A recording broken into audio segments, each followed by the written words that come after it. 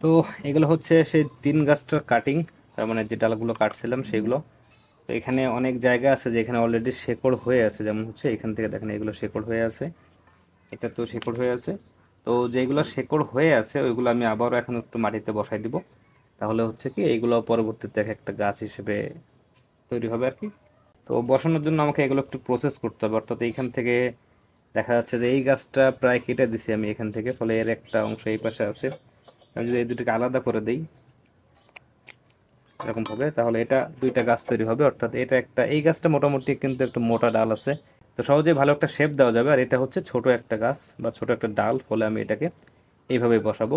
তো সেম ভাবে এখানেও একই প্রবলেম হচ্ছে যে এইখান থেকে, এখান থেকে অলরেডি একটা শেকড় হয়ে আছে, এবং এই যে ডালগুলো আছে এইগুলাকে আমি একটা গাছ হিসেবে রাখতে চাচ্ছি, তাহলে এখান থেকে আমি কেটে দিব।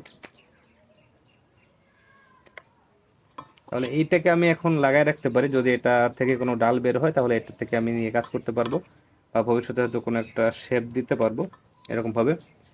আর তিন গাছ হচ্ছে এমন একটা গাছ, আমি যদি এখান থেকে কেটে দেই সাপোজ এইটুকু, আমি যদি জাস্ট এটাকে এভাবে বসাই দিই, এটাকে এভাবে বসাই দিই, এখান থেকে শেকড় বের হবে এবং সেটার থেকেও কিন্তু চারা বের হবে, বা এটা একটা চারা তৈরি হবে।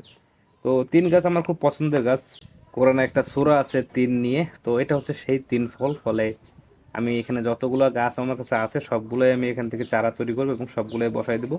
তো আমি এখান থেকে কেটে দিচ্ছি। দেওয়ার পরে দেখেন এই যে গাছগুলো মূলত এখন তৈরি হয়েছে, এগুলো আসলে যেভাবে যেখানে মাটি পাইছে সেখান থেকে তৈরি হয়েছে। তো এগুলোকে আমি এরকম ভাবে বসাইলে আসলে গাছটা সাইডে চলে যাবে, তো সেক্ষেত্রে আমি এরকম ভাবে বসাবো।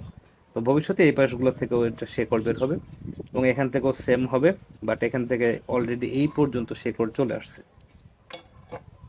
তো সেই ক্ষেত্রে আমাকে এই অংশের যে শেকড়গুলো আছে এগুলো কেটে দিতে হবে, কারণ এই শিকড়গুলো আমি আসলে চাচ্ছি না। আমি চাচ্ছি যে গাছটা এটা একটা ট্রাঙ্ক হিসেবে থাকুক।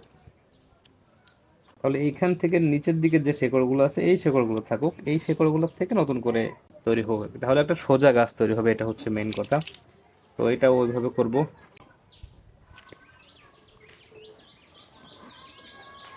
আচ্ছা, এটা হচ্ছে আপাতত কিছু মাটি দিয়ে দিলাম এর মধ্যে।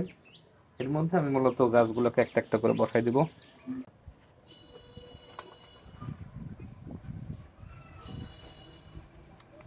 আচ্ছা, যেহেতু আমার কাছে অনেকগুলা তিন গাছের চারা হয়ে যাচ্ছে, অনেকগুলো, এখানে প্রায় 10-15টা চারা হয়ে যাবে, এবং প্রত্যেকটা ডাল কাটলে আবার নতুন নতুন করে চারা তৈরি হবে। তো যদি এগুলো সব সার্ভাইভ করে বা মোটামুটি কিছু সার্ভাইভ করে এবং বেশ কিছু চারা তৈরি হয়ে থাকে, এগুলো যদি বেঁচে যায় তাহলে এখান থেকে আপনাদেরকে গিফট করে দেবো ইনশাল্লাহ।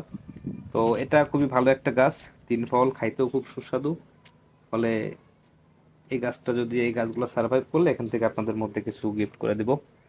তো এই আর কি, মোটামুটি আমার তিন ফরেস্ট, আশা করি সবগুলো ডালই বেঁচে যাবে বা সবগুলো চারাই সার্ভাইভ করবে।